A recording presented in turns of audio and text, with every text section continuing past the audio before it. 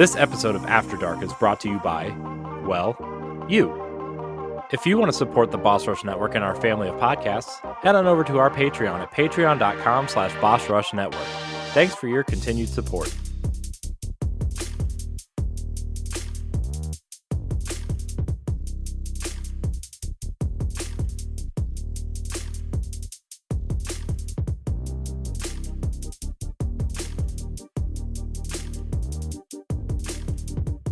What's up, everyone? Welcome to Boss Rush After Dark, the alternative top podcast for the adults out there that listen to Boss Rush Network. Yeah, the adults. Yeah, we're all adults here, right? We're adults. Am I right, guys?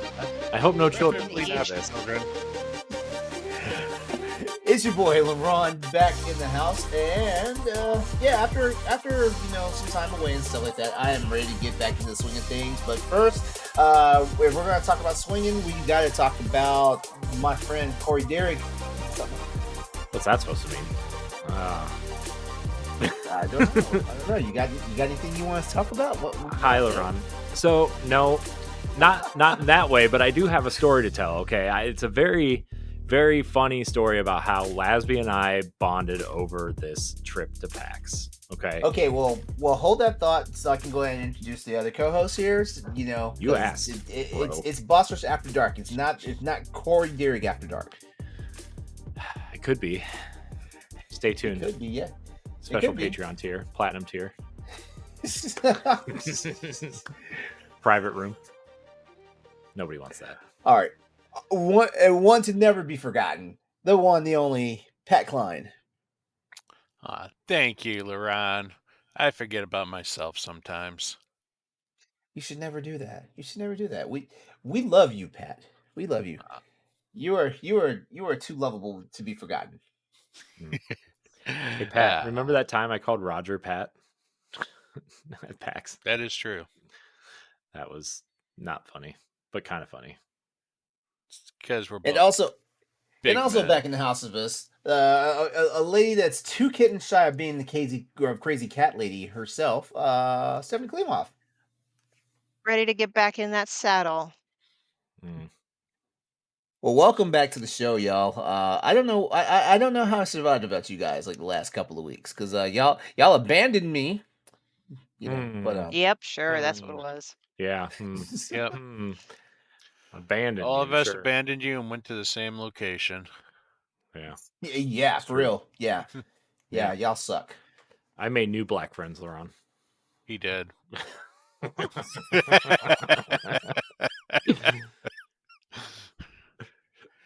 For those of you out there who do not watch the video version of the podcast, yes, I made like the strangest face ever. I did. So just imagine it, and that's how strange it was. Wow, like I don't even know. I don't know where to come with that. Like, okay, first of all, am I your only black friend? Because no. why would you say you made other black friends? No. I mean, I'm not publicly, gonna- publicly, I have to say Ed's my friend. Don't worry. I'm not going to racially shame you tonight. That's okay. On the next episode of After Dark, just how dark does Corey like it? Oh God. I can answer that question if you really want me to. Oh, you know what? You know what? Go for it. Tell us. That seems scary to answer from a white person's perspective. I feel like I get in real big trouble for some of that, even if I wasn't intending it to be negative. All right, but you're going to tell us about. Oh, go ahead, Stephanie. No, I was just going to say, man, that question could really be answered in a very uncomfortable way if you're at a gentleman's club. Yeah. Out dark, yeah. Oh, gosh. All I'm going to say is I've dated black girls before, and I really liked them. That was a long time ago. Okay. Yeah. Mm-hmm. So you're getting ready to tell us about you and Lasby's love fest. So let's get into it. It wasn't a love fest. It was funny. You sounded like you just found like your 11th grade crush. So it's a good story, LeRon. Look, when you Lasby and I have very limited interaction, and sometimes, admittedly, it could come off adversarial. Okay, sometimes it's not meant to be, but sometimes we disagree on things, we make up, and it's fine, right? But I feel like we really bonded this trip. Okay, and the moment I knew, okay, our friend, we have a trans friend out there who was at PAX, and we were talking with her, and she asked us to pick out her thirst trap pictures for her Instagram, and we were like, okay, fine. I'm gonna go to her Instagram right now and look to see what you guys picked. I mean, it's there. And the moment I knew Lasby and I were going to be great friends on this trip, not just friendly, but great friends, is the fact that she gave us like 15 to 20 options, and we both picked the same 2 pictures. and then we had a whole conversation on if straight white dudes were just basic, all of us. And she said sometimes. So, that was the story. But no, I'm glad Lasby and I bonded over something so unexpected, to be honest. So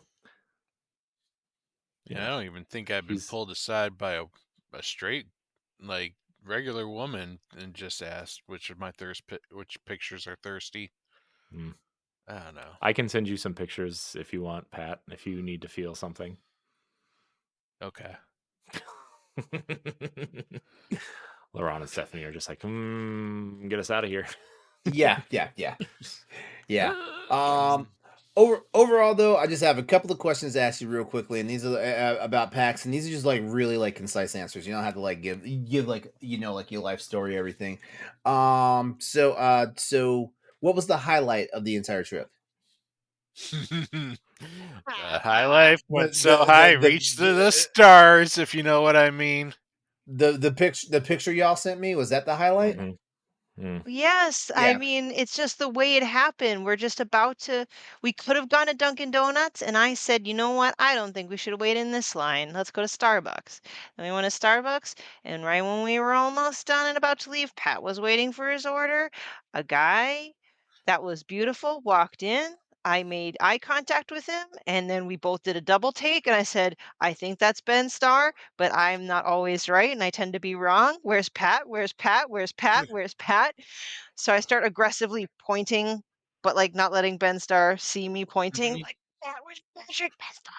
And when I finally got confirmation it was Ben Starr, we all slowly and silently migrated toward where he was. I ran. What are you talking about? I'm Again, I was on the other side of the store. I'm sorry. If I was there with y'all, like you would have been trying to figure out if that was Ben Starr, and I would have already been over there with him. Here, if you want to hear it from my perspective, I was on my phone, and I see like a crazy person. Everybody that walks by, like me, no matter what, I have to just like look at them. Like everybody that walks by, I just have to look at them.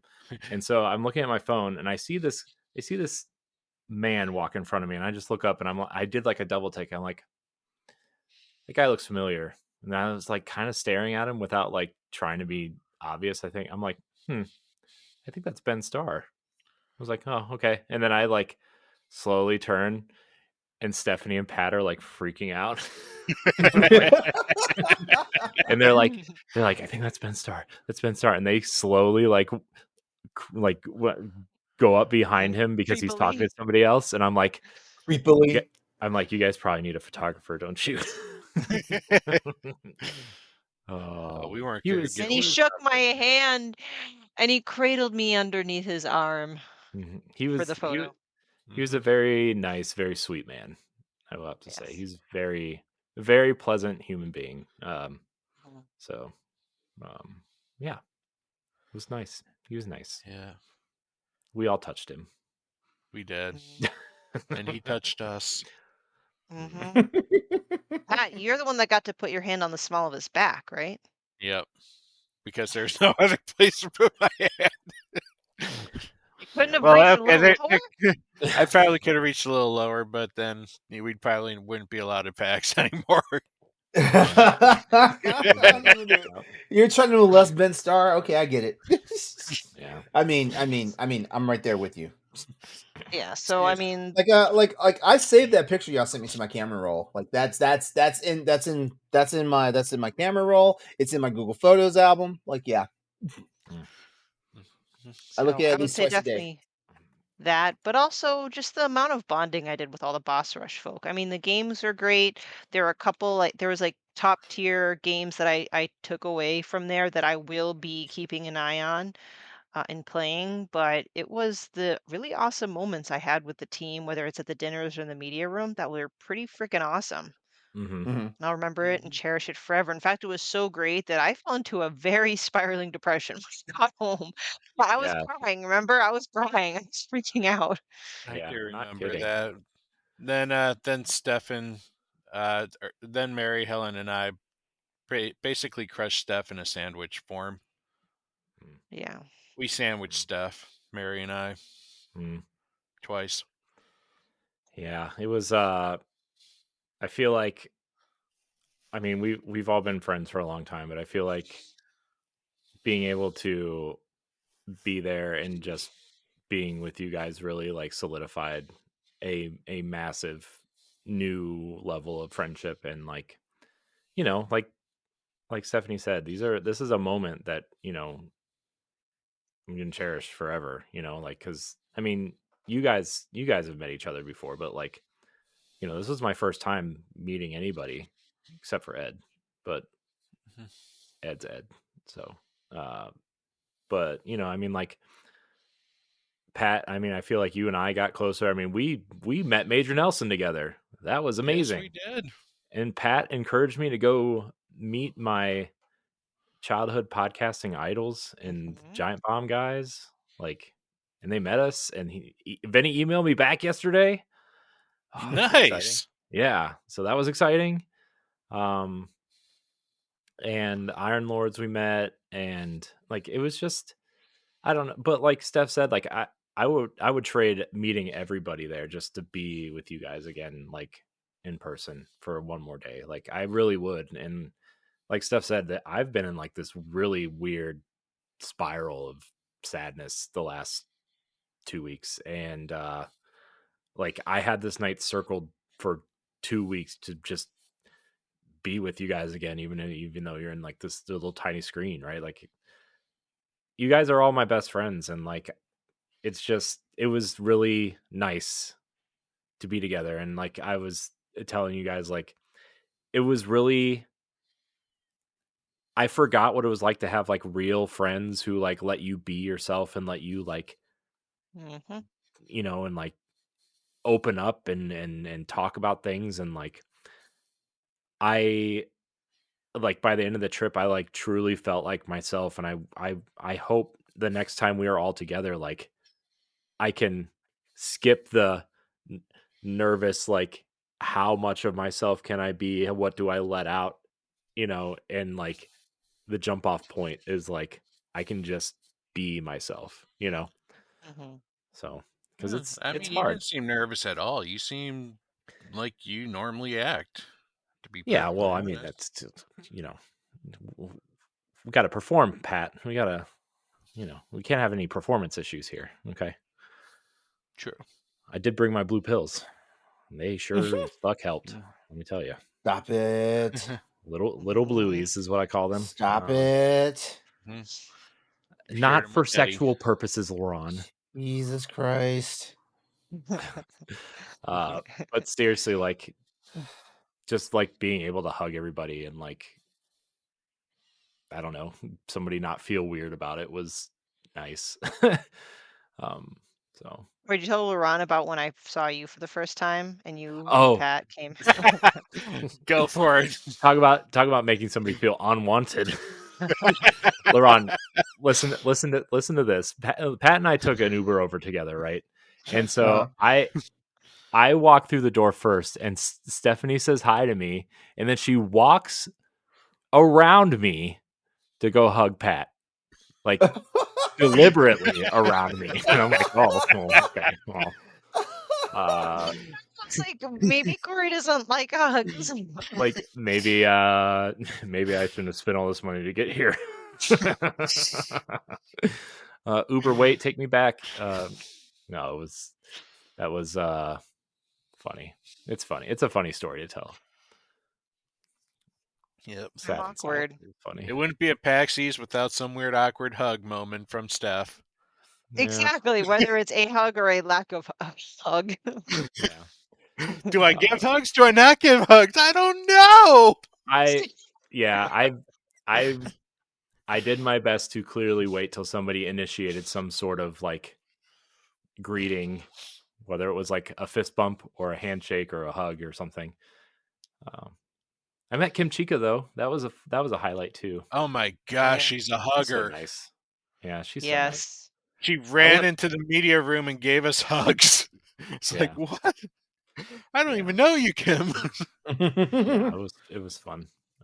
Yeah. Seeing Kim Chica in person was also great. Yeah, see, it's all like the in-person thing. And I think this was definitely more of a me thing, but speaking of meeting people, I got to meet and speak with Billy Basso, who is the solo developer of Animal Well, and I joke I have like a gaming crush on Billy Basso, just because I've been following this game for a while, and I'm just in complete awe of what he's able to accomplish. And yeah, so it was cool. Yeah. Mm-hmm. Hopefully, we'll have him on here when Animal Well comes out. I hope so. I think we will. Mm-hmm. I think we're cool enough. The weird thing too was like people recognizing us. I got stopped too. Yeah, like people like really like recognizing us, and not like I got stopped by somebody who listens to the show and who was there. Was that the one who gave you a compliment on the way up the escalator? You should tell LeRon that too. Oh yeah, LeRon, I got a compliment. Okay, yeah, tell me. Somebody said that the Boss Rush host shouldn't be so good looking, and I was by myself, so I was like, I was like looking around. I was like, who's with me? All right. Who's with me? All Nobody? right. Oh, nobody. Made me feel good. Then I was like, oh, well, there's several other people on the podcast. Maybe they're talking about one of them. They just recognize the logo. Yeah, we all know Steph is really the best looking one of us. No, I was thinking more LeRon, but... Oh, whatever. Nah. Oh, whatever. Mm-hmm. Yeah. No, and I actually got stopped on the floor because I was interviewing or talking to one of the game developers, and these guys are like, I couldn't overhear. Are you from the Boss Rush? I'm like, yep. And he's like, yo, oh, that's amazing. That's amazing. Mm-hmm. That's amazing. See, like what we're doing is actually sticking. Yeah, it's cool too because like, you know, Steph, you and I were talking earlier. Like, you never really know who listens or if it really matters to anybody, and like being there and meeting everybody and people recognizing the logos and our faces, and like, you know, not just like the developers or other creators or whatever, like fans and friends, like it was just it was a magical experience, let me tell you. Definitely. Yeah. So anyways, enough about us. Let's talk about us. And by us, I mean, let's answer these questions about us from these people. Well, hold on. We got stuff to do first, right? You know, because I mean, like, if our audience would like to support Boss Rush After Dark and the Boss Rush Network, please head over to our Patreon. That's patreon.com/Boss Rush Network and get started. With access, you get this show 2 weeks early and ad-free, and some other perks like early access to other podcasts, voting rights, and more at the tier that's right for you. Again, that's patreon.com/Boss Rush Network. If you can't contribute financially, it's no big deal. Your viewership and listenership are enough for us. If you are watching the video, please subscribe to the channel and leave us a thumbs up on this video and hit that notification bell so you can be notified when episodes go live. New episodes go live. If you're listening on Spotify or Apple Podcasts, leave our show a 5-star rating and a nice review. It really helps with our visibility and discovery. Remember, you can always find new episodes, articles, reviews, and more over on our website, which is at bossrush.net. Now, Corey, we can get to those topics. Yeah. Oh, do you want me to read them? Hold on. How many topics we got? No, we're reading them all. Topics. That's Mhm. They're guys. questions. This is I mean, a mailbag episode. Our first real mailbag episode. LeRon, we're okay, answering them let's all. see. So sit 1, tight. 2, 3, 4, 5, 6, 7. There's 7 of them. So Yeah. most of us get to do 2. So I No, don't we're care. answering them all.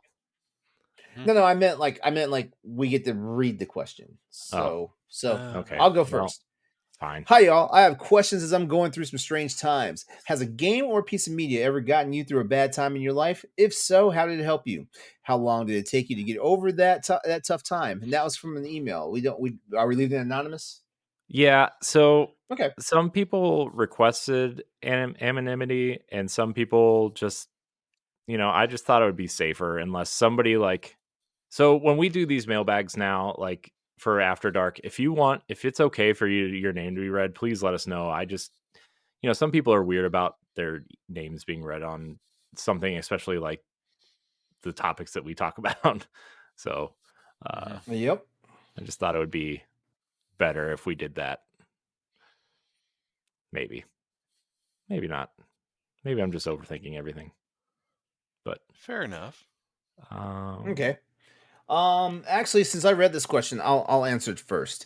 A piece of media ever got me through a bad time in my life? Okay, so my last, not the relationship I'm in now. Like I'm still in that relationship and everything's going well. But the relationship before that, I got dumped, and it was after dating for almost 3 years and stuff like that. So it kind of took me by surprise and stuff like that.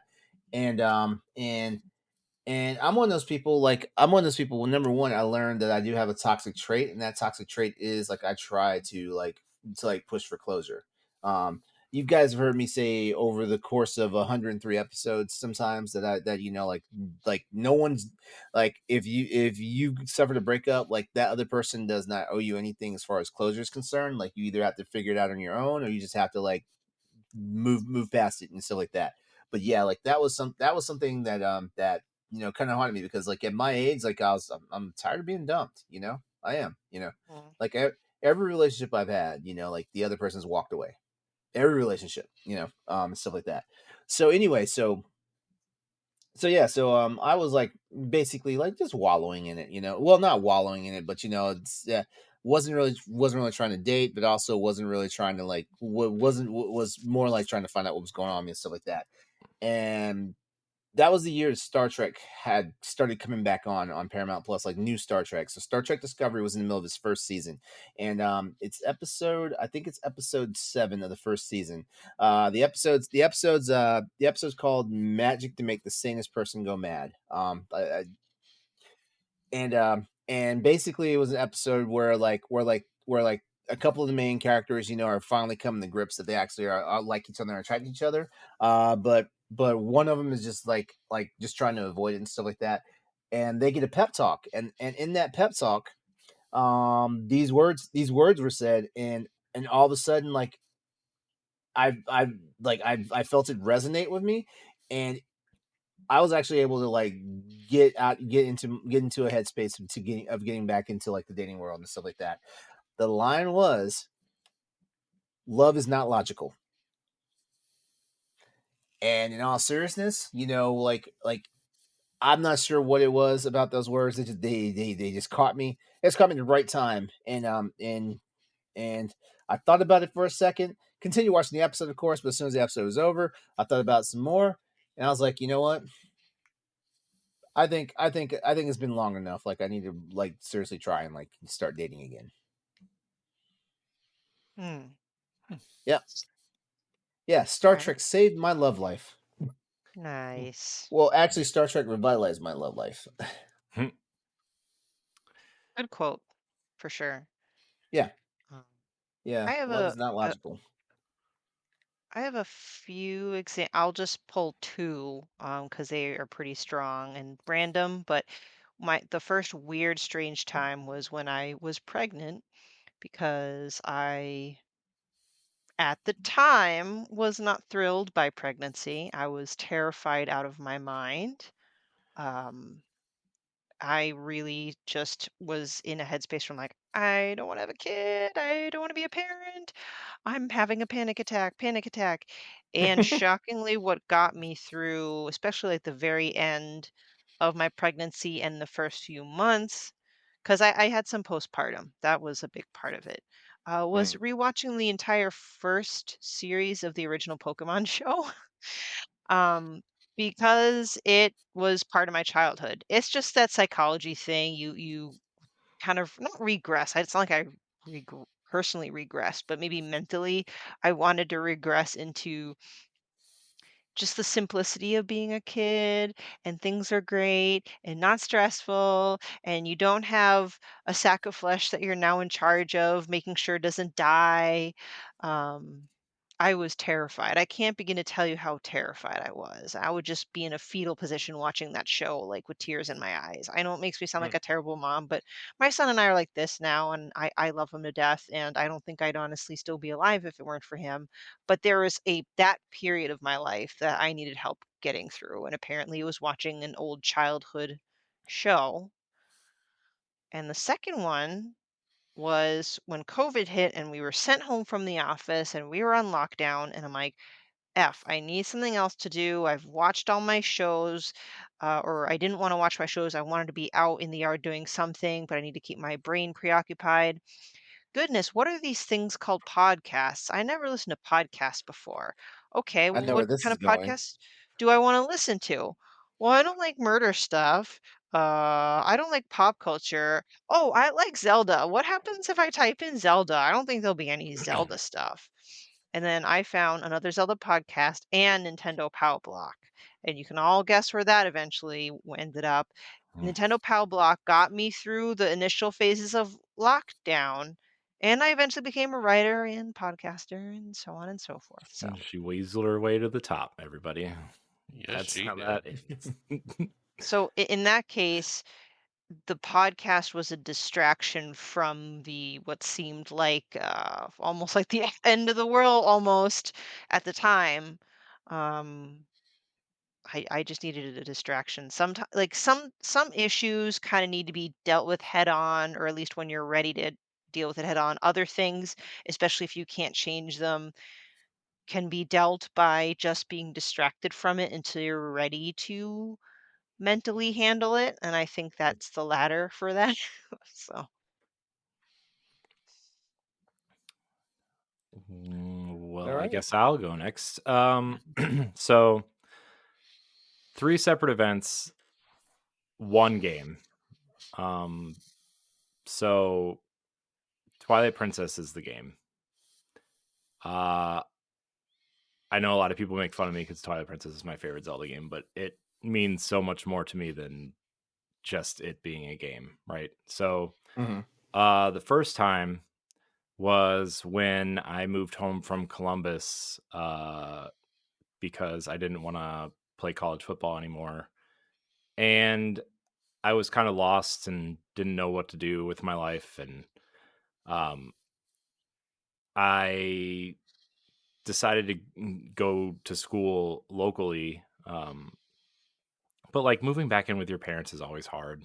Um, mm, and trying to figure out, where you are in your life compared to other, like your friends. Cause like, I mean, I was 21 ish when I moved home, 20, 21, and like your friends are out, junior, senior year of college and getting ready to look for jobs. And I mm, just had no idea what I wanted to do still. Right. Like I could hardly walk because football injuries, and it was like this mess. So I ended up going to school for like business and took some art classes and stuff. And um but what really got me through that phase was Twilight Princess, and I played the GameCube version on the Wii, because I'm a loser. And uh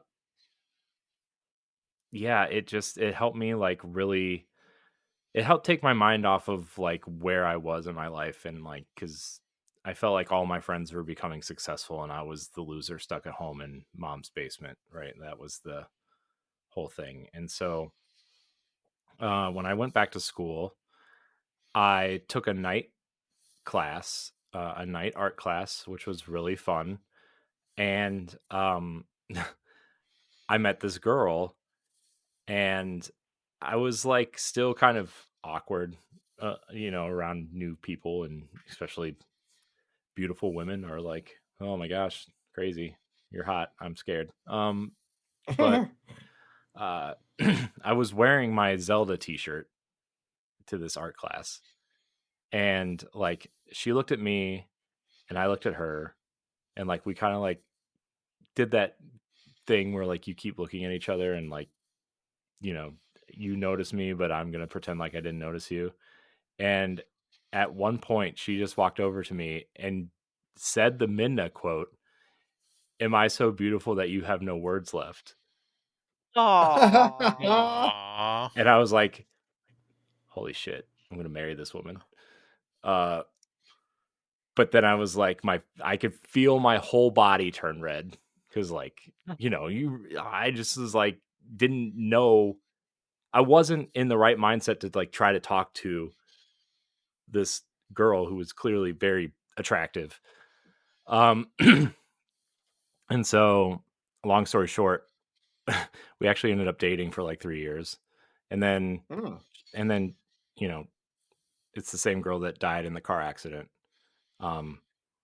But the first game I played after she died was Twilight Princess, because we bonded over that game. And then the mirror scene at the end, when she says, as long as the mirror's around, we could meet again.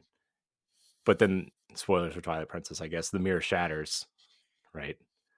And then you kind of like, that moment hits hard, because like, you're never going to see them again, truly.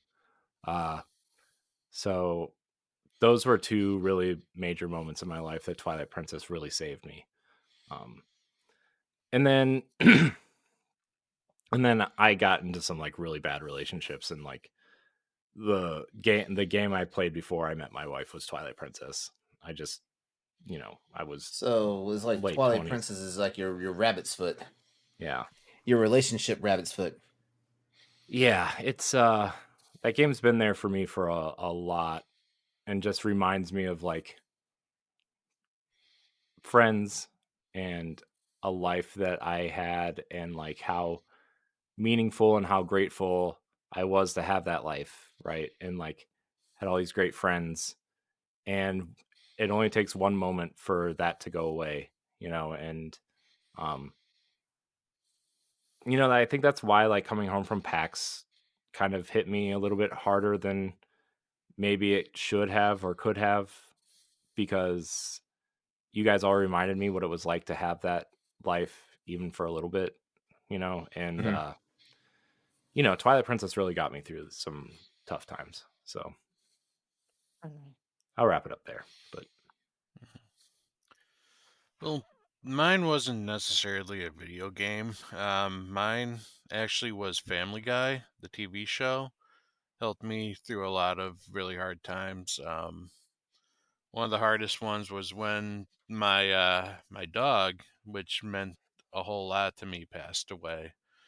I remember I couldn't even go to the vet to put him to sleep. I was like already a mess, and so my mom dropped me off at my dad's house, and I basically was watching Family Guy on a DVD set that entire afternoon, just trying to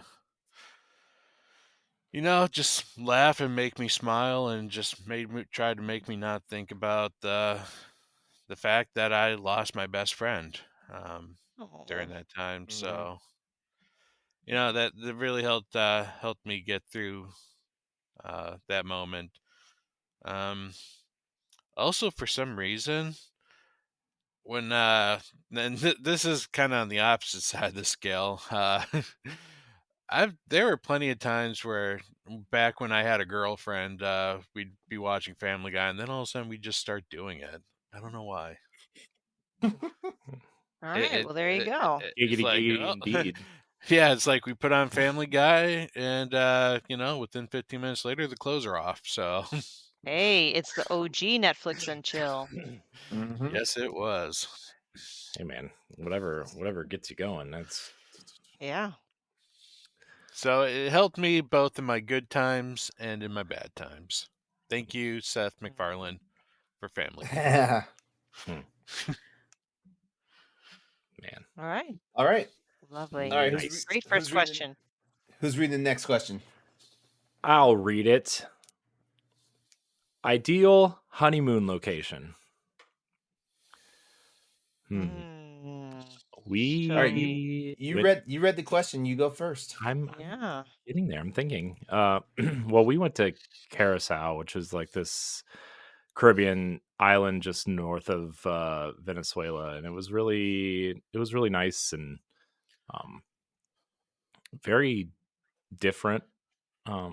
Just obviously like culturally and just being there in this strange place that I never thought I would ever be was interesting and fascinating and stuff like that. But I think I don't know. I think you have to like, in my opinion as a man, I guess you kind of yield to the partner to like kind of see what interests them and like let's make that the best trip possible, right? Like, and I don't know. I think that's kind of where I would be at, but also like somewhere relaxing and just somewhere where you can enjoy yourselves without your problems kind of coming in and taking over or, people badgering you about stuff, right? So, That's for after the honeymoon and the rest of your life. oh yeah. Sorry. Yeah. Of course, that's coming from the Um, divorced person to say that. Sorry. I mean, I said my relationship was going to last 5 years, so I thought that was going to be it. Past that, we'll see how much longer. We'll see Nice. how long that runway is. Positive thinking, positive thoughts. Uh, Yeah, I've never been to Curacao. I would like to go there. it's very fun. It was very, um, well, where we stayed, it was like all inclusive of like drinks and food. So like um, we had some drinks and we were very fat. We'll say so. It was Nice. very exciting. Well, Also, they you have got these. you got past the wedding ceremony, so that means you don't have to worry about fitting in the tux and dress anymore. Yeah, Yeah. that's fair. They had these things called croquettes too, which is like they're like these Mm, breaded, like it's like I don't really know how to describe what's inside. It's like almost like mashed potatoes and sausage and mm, cheese, like inside, and yum. it's deep fried, and you dip it in like this sauce that they give you. It's very delicious. I've been searching for them ever since we left there, and I cannot find anything decent. So that's my answer. Okay. Hmm. I liked mine. I tend to go against, when I say against the grain, just against kind of where people would commonly want to go. I went to Japan for my honeymoon, Ooh. and I still highly Mm. recommend it. I went to Tokyo and Kyoto, and they were the most Mm. amazing places I've ever been. If I were to ever go on another honeymoon in an alternate reality, I would love to go on a Mediterranean cruise. I just love seeing just cultures way different. Like I love Eastern cultures in general. I am biased. Um, and I love trying those kinds of foods. And I feel like with the Mediterranean cruise, I can hit up like Istanbul and Greece and whatever. So those are mine. Steph, you Nice. took mine. Oh, I'm sorry. How dare you? Well, No, like talk about I what makes it ideal for you. I want to go to Kyoto. I Mm, feel it would be a perfect honeymoon spot just because you got that old style Japanese flavor. You got more of that peacefulness, the spas, the uh, just the Japanese gardens and the temples. I think that would be ideal to just spend some time with your partner, relaxing, but also getting that dose of culture that Japan was known for without also the high end bustling of the city life. Like Mm-hmm. that would be where I would want to go on my honeymoon. Great choice. Nice. I kind of want to. I kind of want to go back to a place I've been quite a few times, and that's Puerto Rico. But Ooh. I also feel like me going to Puerto Rico on a honeymoon, I might get into a lot of trouble. So, so saying that, I'm going to be the cliche here and say I want to do the Hawaii thing. Hmm. I've never been to Hawaii. It's one of the it's one of the 50 states that I want to get to, and yeah, like the Navy never got me there. Mm. Oh, Nice. sorry, LeRon. Mm. It is what it Someday. is. Yeah, someday. Someday. All right. Next question. Who's reading the next question? I guess that's my turn this time. Do it, If you Pat. are all single again, or if you are still single, had to throw it in here because I'm the single one. What would you want in your next partner? Would you change your approach to find a new partner? Please let me remain anonymous. Okay, blah. We'll forget that part. So yeah, if you were single again, what would you want in your next partner, and how would you change your approach? Well, I'm still single, so I can't say I have an approach that I can change because I don't even know what the approach would have been. But honestly, at this point, I want someone that's honest, that has like some of the same interests as me. Like, I definitely want a gamer, like someone who enjoys games, will play games even if we're not playing the same game, but just kind of be in like the same room playing video games. Alone together. Yeah, just spending time together, but not necessarily needing to be like forced with each other. You know what I mean? Um, Honesty is definitely a huge thing. I've like one that's always something I've held on the forefront. I don't like liars. I don't like lying. Lying hurts in more ways than one. Um, I also want someone who knows how to take care of themselves, though. Like, Mm-hmm. in the sense of, I don't necessarily want to be the 100% breadwinner of the house. Like, I want to know that if things did go south, or if, like, heaven forbid, I died, that she would be able to take care of herself. Yeah. And I just want to have a good time and just not have to worry too much about that shit. Be supported, but also be able to be supportive. You know what I mean? Like, Yeah. I've always viewed that relationships are a two ways, or like it takes two people to make the relationship work. And Mm-hmm. it's It's a been a it's while a since I've team. been in a good. It's been a Yeah. while since I've been in a good relationship, and to be perfectly honest, the last relationship I've been in was more very one sided. When I look back at it, but you know, Yeah. Chris Rock has this. So in one of his comedy specials, he says relationships are only hard if one person's working at it. And, I mean, I don't know if I agree 100% with that, but I do agree that like it is much easier when you guys are on the same page and are trying to work together, right? And so I understand what you mean, Pat. yeah. So that's the single guy. Let's hear about you guys with partners. What would happen if you needed to find another one? Well, just because the answer came quick to my head. Two things come to mind, and I think, goodness, a lot has to do with probably both my age and just all the crap that I've been through. Number one, I is the process of finding a partner. I'm just gonna stop fucking trying because I think that was my biggest problem my whole life is I was trying too hard. Trying, needing to find a partner ASAP. I need to be with someone ASAP. I think that got me into a lot of relationships I didn't need to be in, to be quite honest with you. When that fucker wants to come around, then that fucker will come around. Not to say that I won't put any effort into it, like because we're in the day of technology, I would probably eventually sign up for a dating app only to maybe cancel the subscription like 3 days later because online dating is a dumpster fire. But my point is I'm not going to be in a rush to try and find and locate my next partner.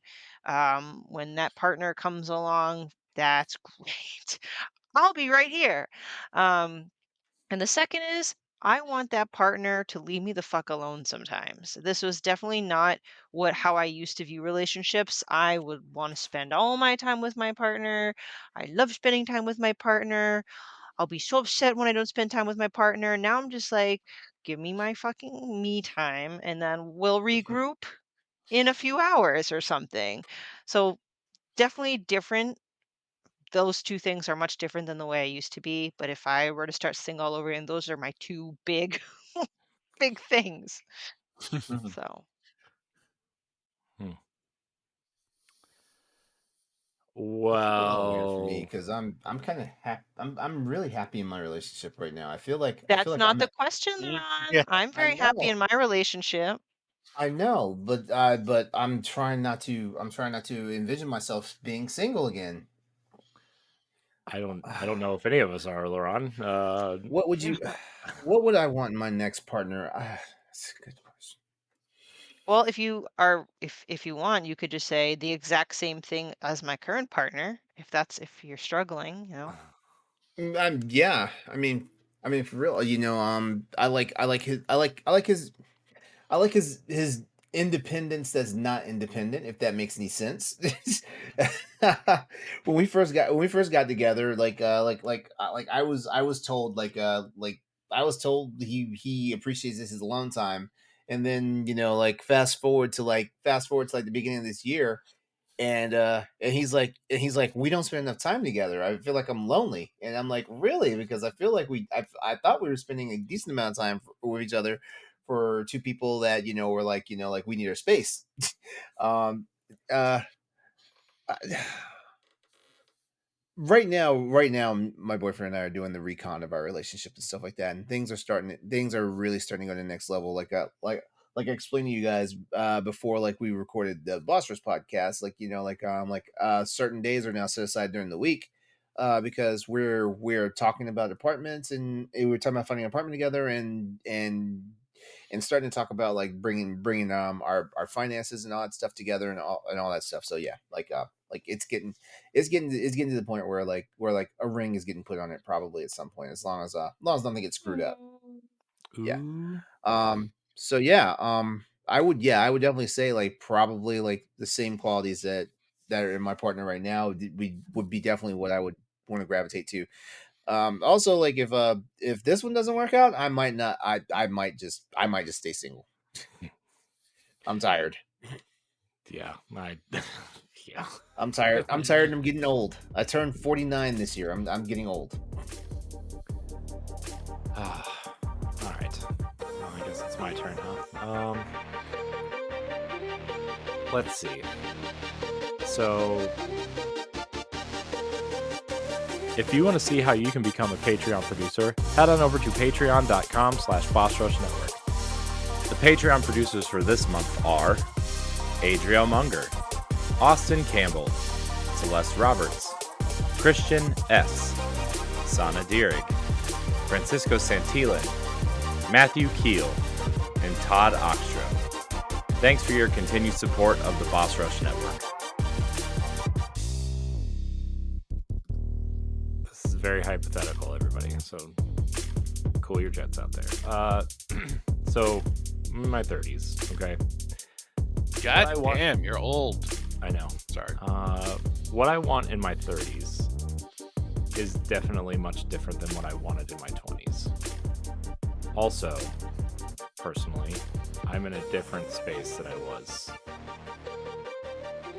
even 7 or 8 years ago, right? So, it was always about chasing the hot one, and hopefully they have a great personality that goes with it, right? In my 20s, that was the thing. But I want someone who is, who would be like caring and kind and understanding of things that, I'm going through or whatever, but also like stern with me and tell me to, shut the fuck up and deal with it if it's needed, right? Like listen when it's needed. Tell me I'm being a bitch when I am being one, right? It's like I need that, and so I would also need to look at someone and say, I have kids, maybe they have kids. We got to be good with kids, but also I don't know if I would want to have any more kids, right? That's a thing. I love my kids. I don't need any more. I'm really, It's it would okay have to say that. I don't want any more kids. I know it would have to be a very specific situation, and I don't know if that situation even exists. So, but they would have to be really good with my kids, right? And that would be the most important thing. Also, like I would want them to be into the same things that I'm in, which is like, something that my current relationship is, like gaming, for example. My wife has no understanding of video games.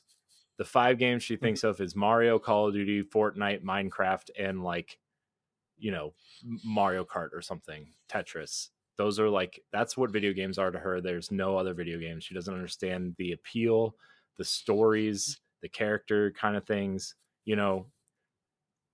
My next relationship would have to, like, even if they're not a gamer, at least have an understanding of that, right? Like, this is, if I need my me time, this is what I want to do with my me time, right? I want somebody who wants to be with me, but also understands that I need alone time, because that's just how I need to operate. But like, if we want to spend time together, then we will spend time together. But I need me time. I want somebody who, like, oh, let's go out to dinner. Let's just go get some dinner. Like, let's just go out and hang out and have a good time. We'll be back in an hour and a half or so, kids babysitting, whatever. Like, let's just go do something for us, and that's something that we rarely do. Or if we're staying home, like, let's just sit together and watch something and be like together, like, one of my favorite things to do is, like, it's going to sound stupid. One of my favorite things to do is, if we're watching TV together, is like snuggle up under a blanket and like get cozy, and not even like, and be affectionate, and not in like, oh, let's have sex 10 minutes after we're starting to snuggle here, but like, just like, if we're going to be together, let's be together, like, let's, I don't know. I can tell you Family Guy is really good for that. Jesus Christ. And so, like, that would be something that is a big deal. Like, I like hugging and cuddling and snuggling, and like, those are some of my favorite things to do. But like, when you have kids, it's very hard to get that, and so, like, it doesn't happen very often anymore. But I mean, that's just like a situational thing. It's not like oh, I hate you, whatever. But also, like,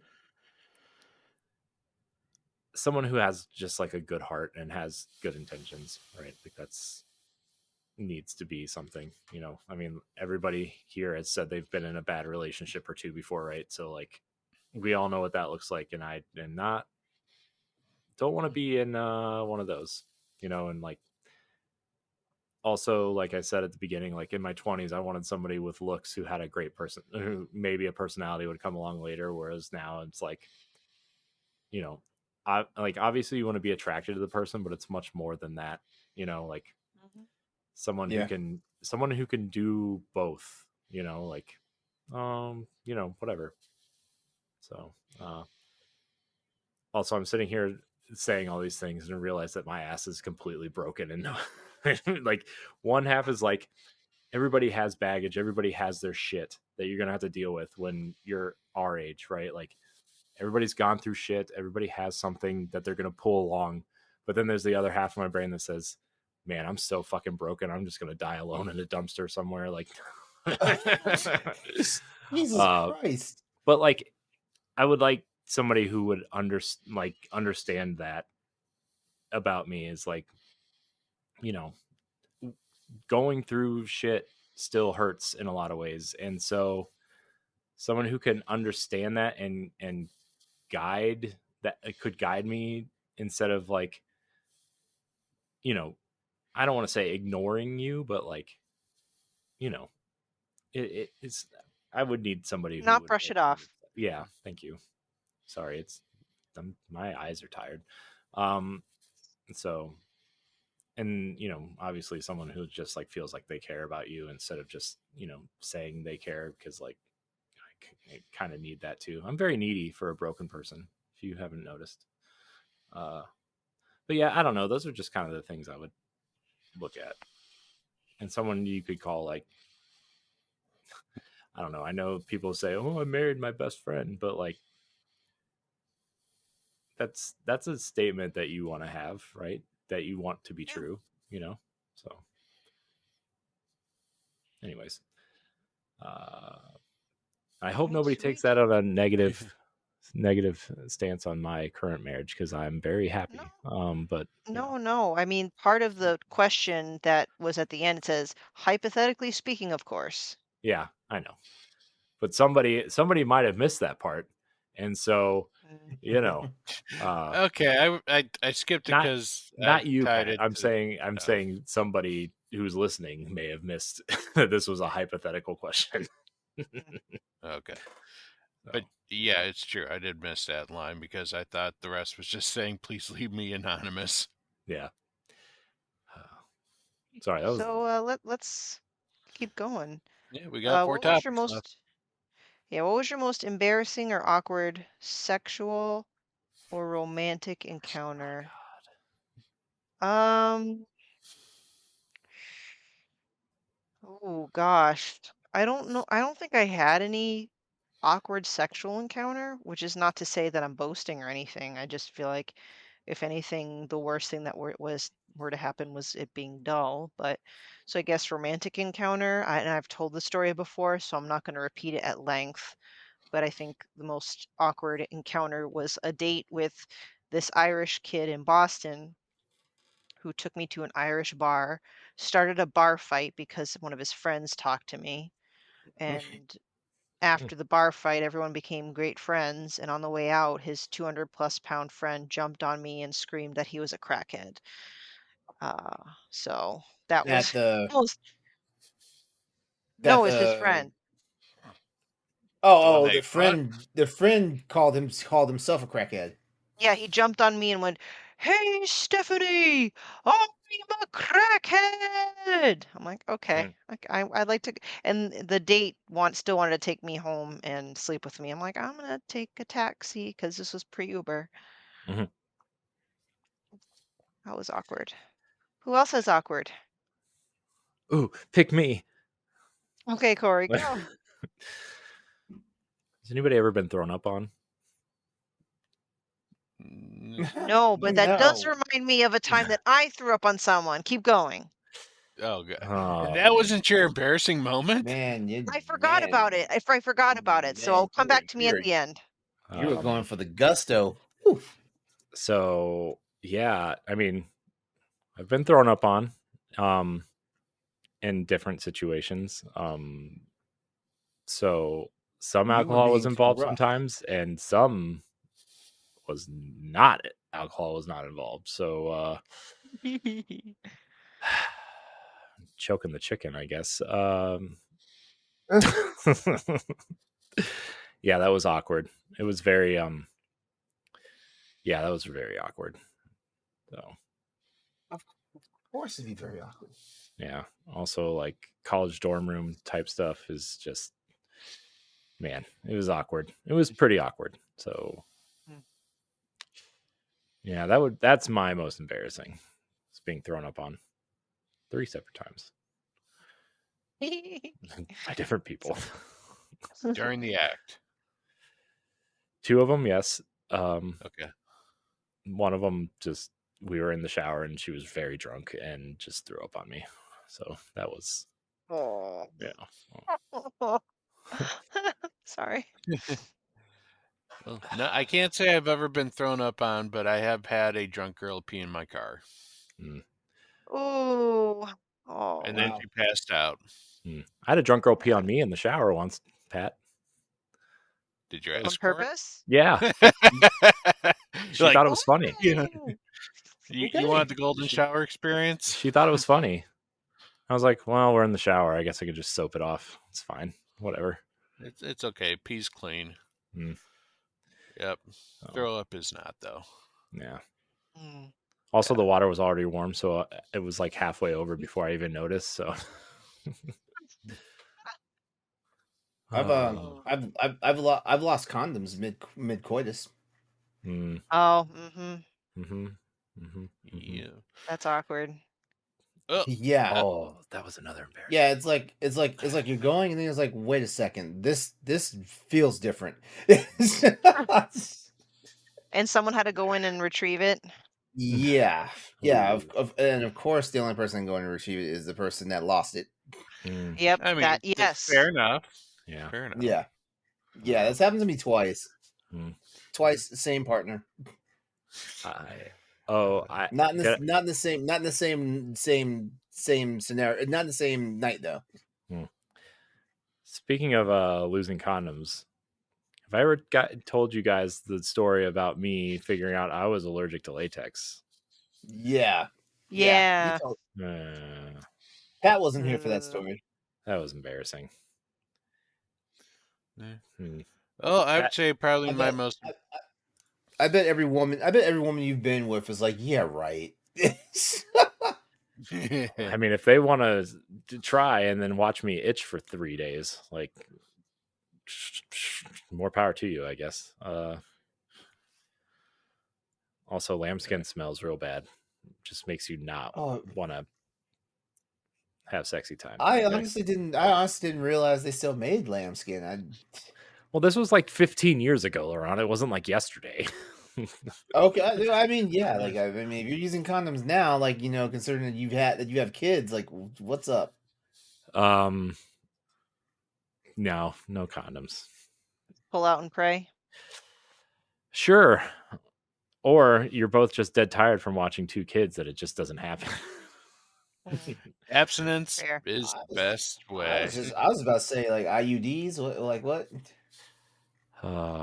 That's a story for another day. Fair. All right. So my most embarrassing moment probably was doing doggy style.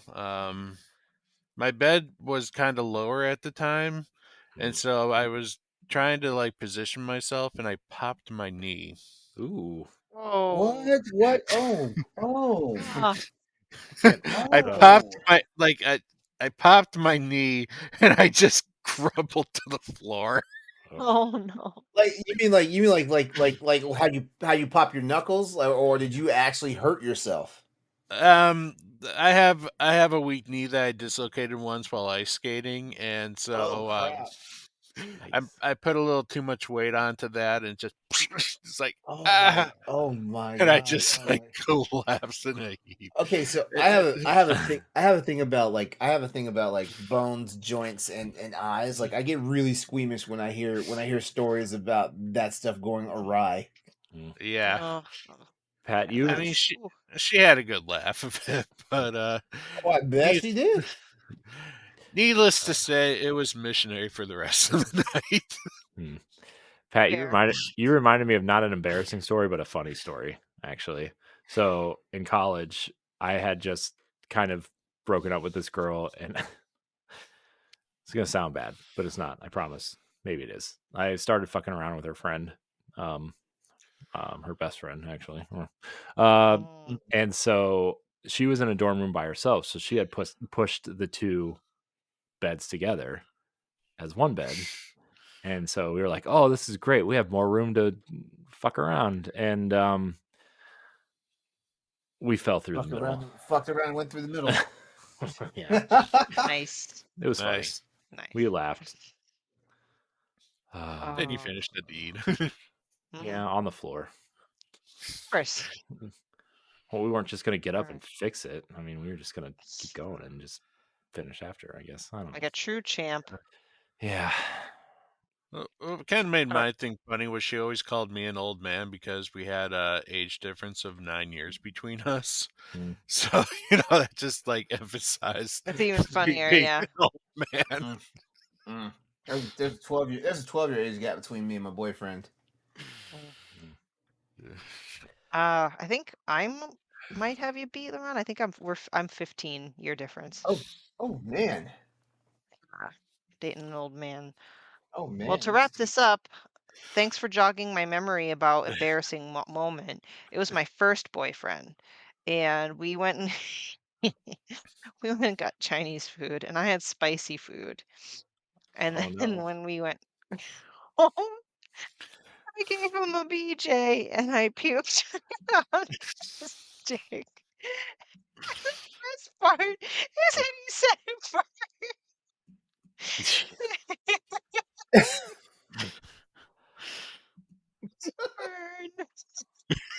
Oh my god. Oh my god. Oh my god. Nice. Okay, who's next? Next question. Is that why you broke up after? Shockingly, we survived probably like another year. Whew. He was a very understanding young man. All right, what's the next question? Oh, I'll read it. I guess. Not something I'm proud of, but here we go. What's the biggest lie you told in a relationship and gotten away with? Well, this was in a time in between relationships where I was not wanting to be in a fully committed relationship. So I would go out with my friends and we would always give out fake names. And I ended up sort of dating this girl for like 6 months, and she thought my name was Sean for like 6 months. So I was like, oh, okay, well, neat. Like, did she think your name was Sean because you told her your name was Sean, or did you just okay. Okay, you're something special. All right. I know. Look, it was a dark time. Okay, it was not a moment in time I'm proud of, but that's okay. Well, knowing what I know about your dating history, I get it. I understand. Yeah, I went through these phases where like I would be in a relationship, and after it ended, I would be in like this really like I hate women. I'm gonna be an asshole, and like that's who I was for like 6 months, and then I was like, oh, I should probably not do that because that's a terrible thing to do to people. And then another bad relationship would go by, and fucking women. And then my dad comes out with the one-liner that says, "This is why men date men." He told me that one. Zinger. It's like, Jesus. Okay. I mean, in all honesty, like dating a guy is like having a roommate you can have sex with. Yeah. Fair. We live in the 21st century, LeRon. Now you can have a woman roommate and still have sex with her. That's true.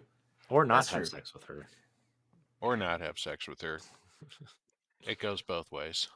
Oh. Nah, but like your fuck buddy is your best buddy. That's all I'm saying. Can't argue with that. Biggest lie I've ever told in a relationship and gotten away with. Okay, so yeah, I was also a scummy person in my younger dating history because yeah, I definitely cheated on a girlfriend and then definitely like told I don't even know what the lie was I told, but I told one of the best lies ever and got out of it, and was technically caught. I mean, it wasn't caught like I was in bed with the other person, but I was caught because like I was just too familiar with the other person. I don't remember how I lied my way out of that, but yeah, I survived but afterwards like yeah, like I felt like shit, it took a while and honestly like the good news is I was at such a young age. I was like in my early 20s, like maybe like 20, 22, 23.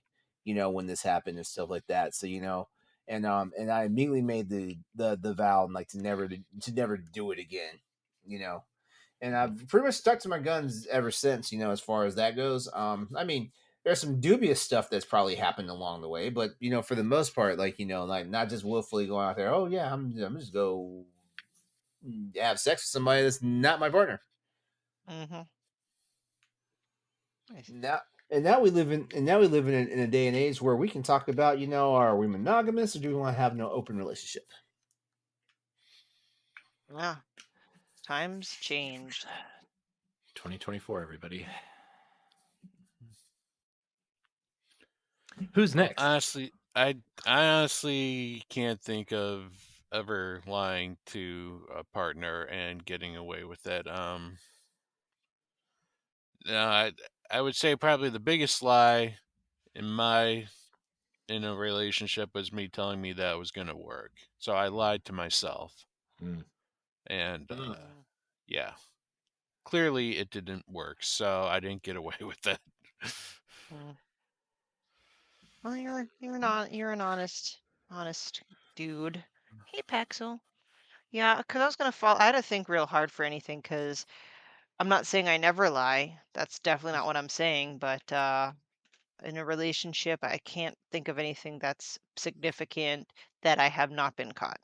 Because I'm a bad liar. This is why I am not incentivized to lie. Because it's usually pretty obvious when I lie. So the only time I really kind of thought of was um, in my past marriage. I, the partner, he apparently, and this was what I found out later, he did not like the fact that I was bisexual. I had hidden that from him for a while just because I was hiding that from everybody. Um, and he still has a very closeted mind, no pun intended, about LGBTQ. So one time we got into a big fight, and I just walked out. I almost kind of did the male thing, where I just went to a strip club that night and Oh, just kind of hung out there. I thought you were about to say you went for a gallon of milk and a pack of cigarettes and just never came back.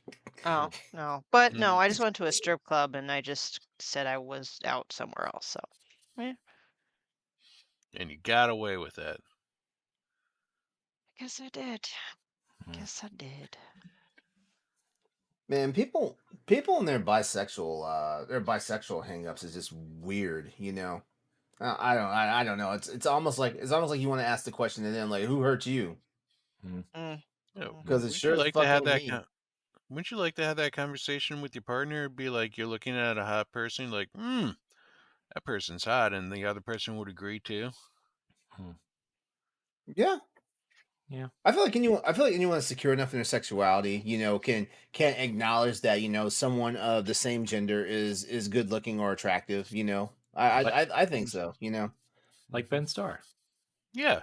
Very attractive man. I touched his shoulder. You just think he's attractive, Corey? Like he's more than fucking attractive. Hey man, look. Oh, and by the way, for anyone that's wondering, I did show my boyfriend the picture of Ben Starr, and then I was like, you're lucky I did not go to PAX. He's a handsome man. Yeah, that's a pretty man. Oh shit! What are you talking about? And when he opens his mouth, Jesus Christ. I think Jesus Christ. It's even better. I think one of the biggest lies we all tell each other or tell ourselves in relationships that we don't want to be in or whatever is that it's fine. Yeah. Yeah. Yeah, I did that just recently, actually. So, all right. Who wants to do the next question? Because I want to do the last one. Okay. Pat. I think it's back to me, isn't it? I don't know. Who's it? It's you, LeRon. Go. Okay. Go. Have you ever made a playlist for sexual stuff? If so, what was on it, and was it successful? That was via Twitter. Oh yeah. Let me tell you. I haven't made a sex playlist in forever. Like that was the thing to do. Like that was the thing you do back when you're younger, or back when you think you still have something to prove and stuff like that. It was a lot of it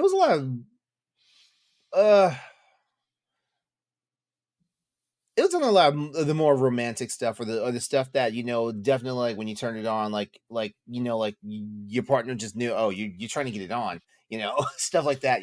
Wasn't really nothing super raunchy or nothing like that. Like nothing that make church ladies like grab Bibles and start slapping you or something like that.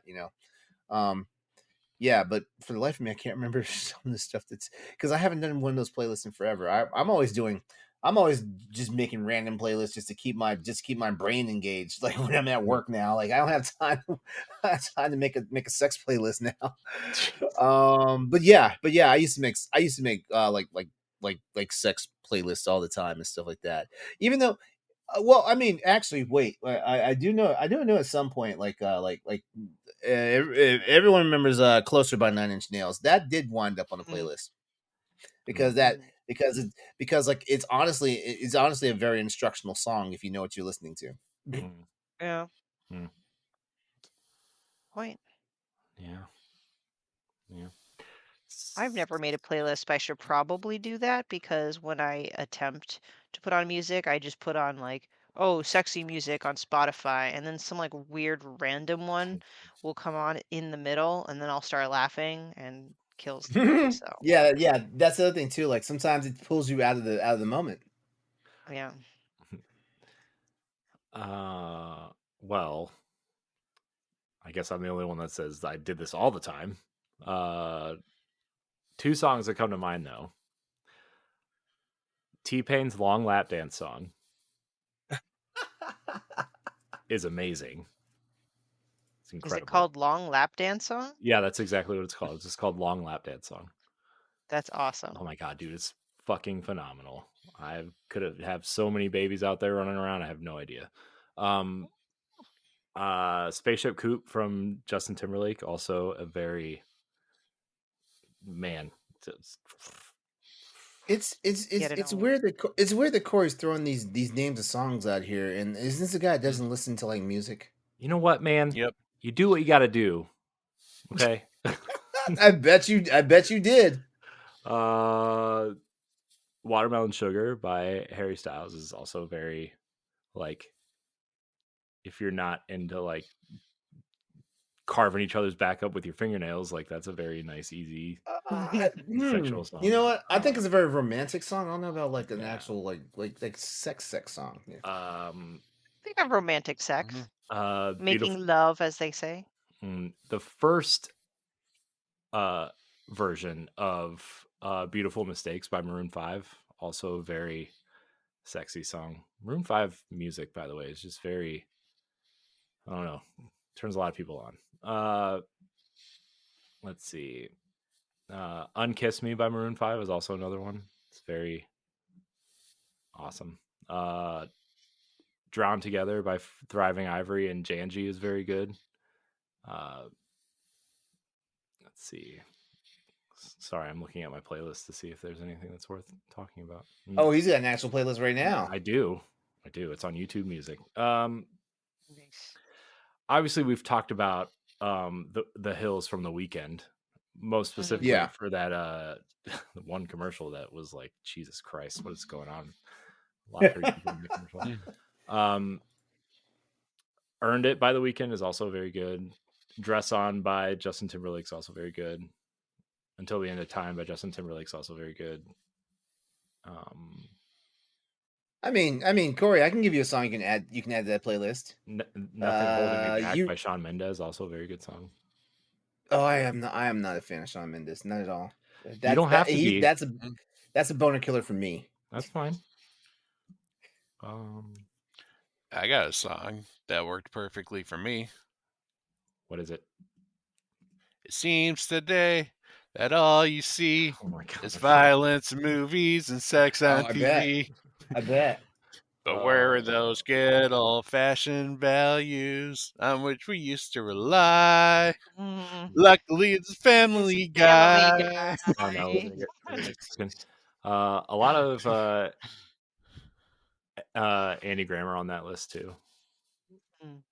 So I'll stop there. Nice. Yeah. Anyways, that was the only one that ever worked for me. So I don't have a playlist, just a play TV show. You know what? As long as it works, that's all that matters. Yeah. Mm-hmm. Nice. Well, I don't know about you guys, but let's wrap it up with our last question. And I believe the name is in there, so I think we can say it, right, Corey? Sure. Yeah. I mean, if they put their name in, I would assume. Yeah. So this came in an email. Hi, all. I don't know if you all give advice here, but I'm asking for it. My name is Amanda, and I'm 48 years old.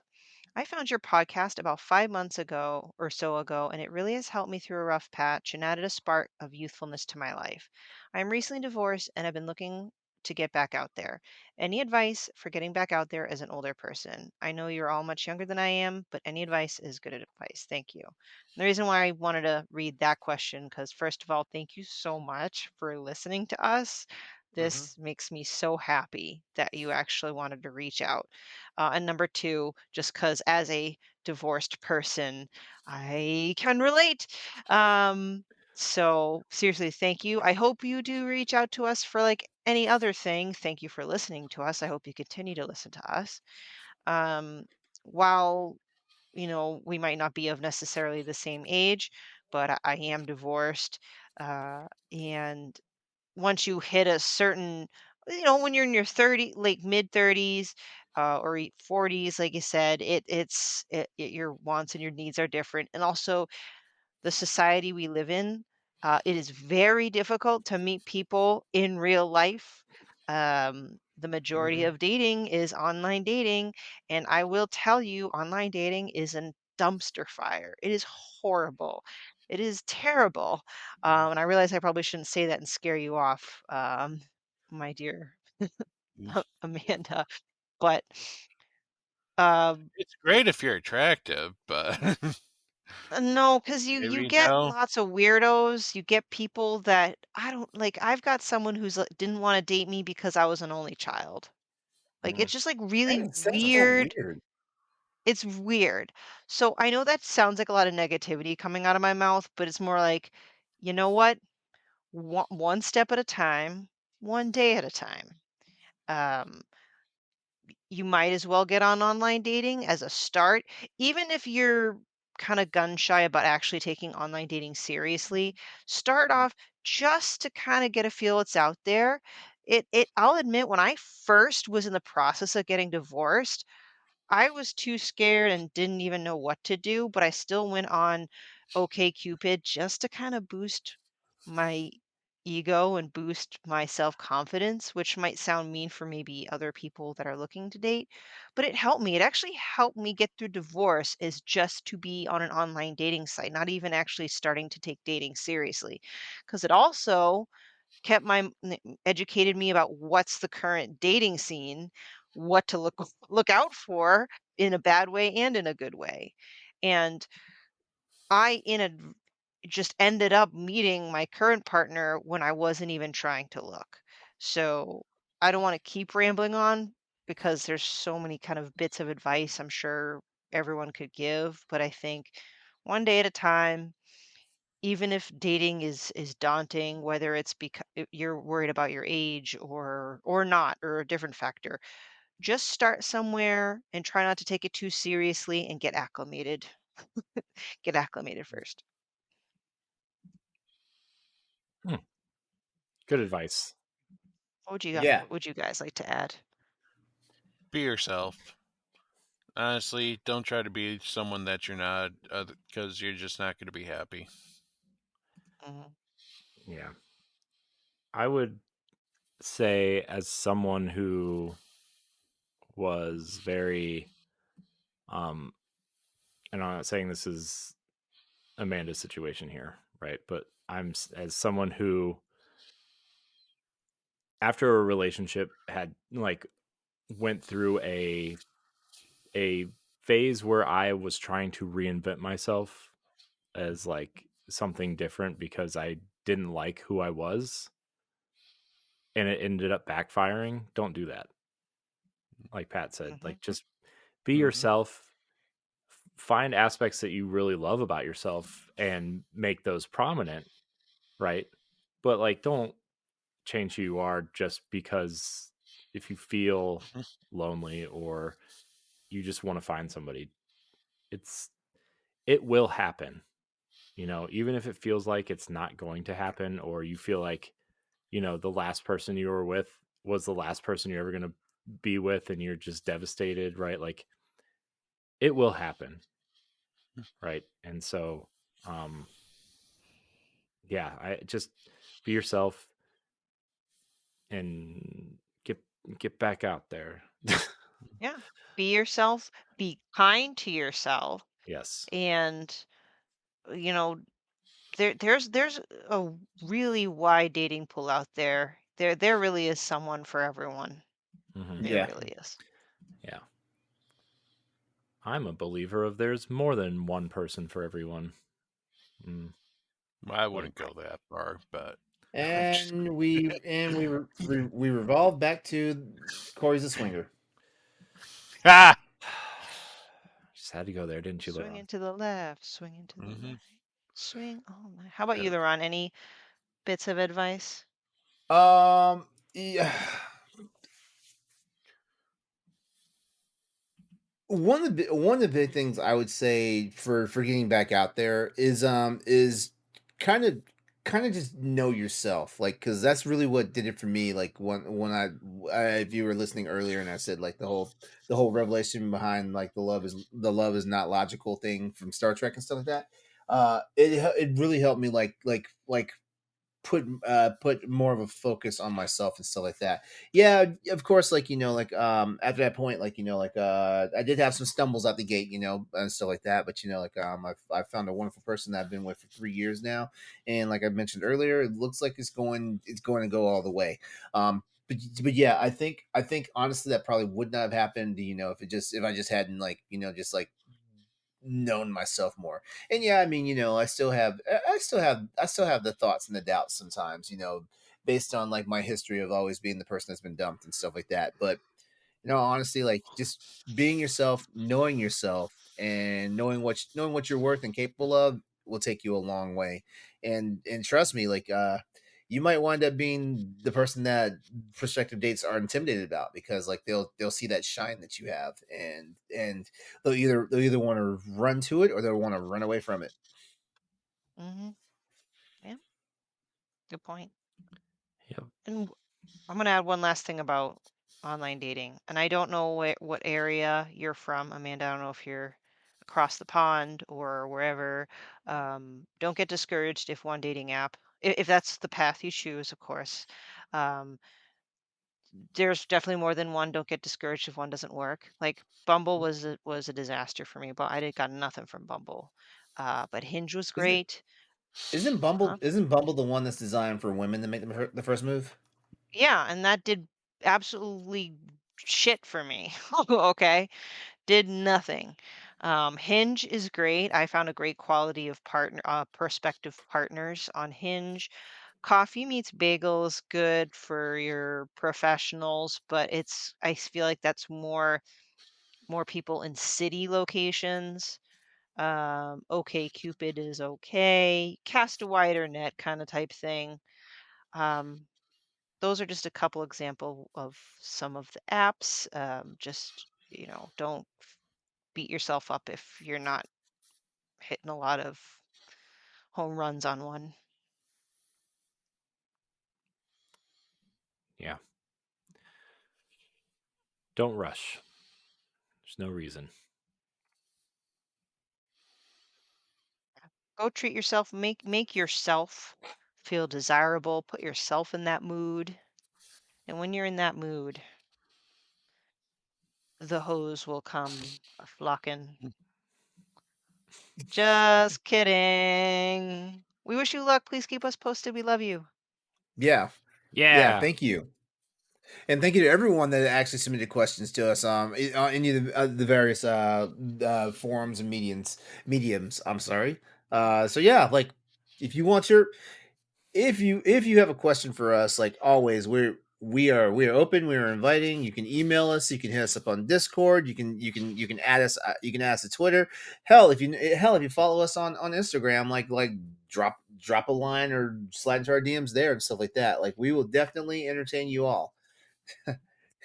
Speaking of entertaining, that's a wrap for tonight's episode. I want to thank everybody out there who's been watching or listening to Boss Rush After Dark. As you know, this is the alternative podcast, topical podcast for adults on the Boss Rush Network. If you enjoyed the show, leave us a 5-star rating and a nice review on the podcast services, or subscribe to their YouTube channel and like this video. It helps out once again with big time. Helps us out with discoverability and visibility. Well,